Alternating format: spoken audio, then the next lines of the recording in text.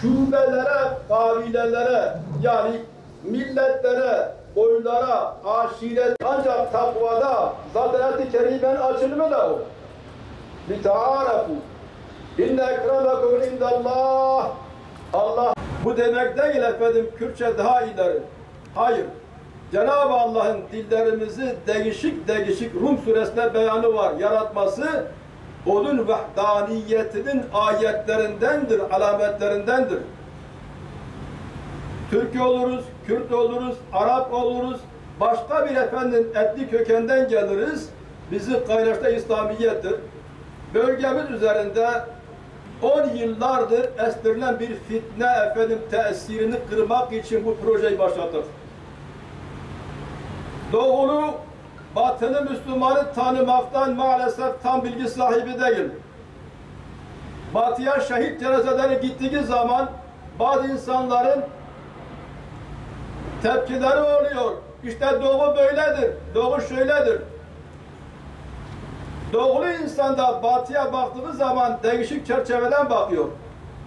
Bu projenin amacı inşallah Teala Doğu ile Batı'yı, Kuzey ile Güney'i, Müslümanların topyekün olarak cemiyetini birbirimize el vermek, musafaha etmek. İstanbul'dan bu sefer Kardeşlik Köprüsü programını icra etmek üzere. Çünkü İstanbul Türkiye'nin,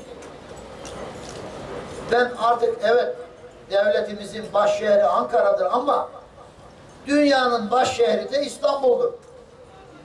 Onun için İstanbul'dan çok değerli hocalarımızla birlikte 6 günlük bir çalışma yapmak üzere ilk ayağını da Urfa'da Halilurrahman Hz. İbrahim Aleyhisselam'ın memleketi olan bu güzel ve güzide şehrimizde icra etmek üzere toplandı. İstanbul'dan Urfa'ya ağırladıkları tabii ki kardeşlik projesi üzerinde, kardeşliğin pekiştirilmesi, kardeşlik köprüsü adına oluşturulan bir toplantıya biz de Hür Dava Partisi, Hüdapar olarak il başkan yardımcılarımızla katıldık. Ev sahipliğinden dolayı doğrusu Eyyubiye Belediye'mize de teşekkür etmeyi burada gerekli görüyorum. Çok güzel bir mekan hazırlamışlar. Kardeşlik vurgusu, kardeşlik köprüsünün teşkil edilmesi anlamında burada ifadeler kuruldu. Elbette önemli bir köprü. Şimdi kardeşlik köprüsü vurgusu da önemli, içeriği de önemli. Belki bugün kitaplarda en fazla bahsedilen husus kardeşliktir. Kur'an'daki ayet sayılarına bakarsak sayısı azdır ama vurgusu kuvvetlidir. Kardeşliğin kesin olduğu, vurgusu yapılmıştır. Kardeşlik bu kadar önemliyken en fazla bugün mağduriyetini yaşadığımız hususluk da yine kardeşliktir.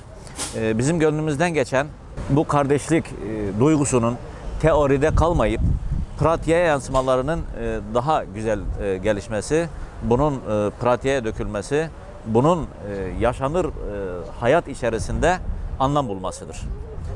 Bu organizasyonu yapan Din Bir Der Şanlıurfa Şubesi'ne de bu manada teşekkür ederim. Güzel bir adımdır. Böyle bir etkinliği biz de iştirak etmekle şu anda kendimizi kısmen şanslı buluyoruz. Kendilerine teşekkür ediyorum. Güzeldir.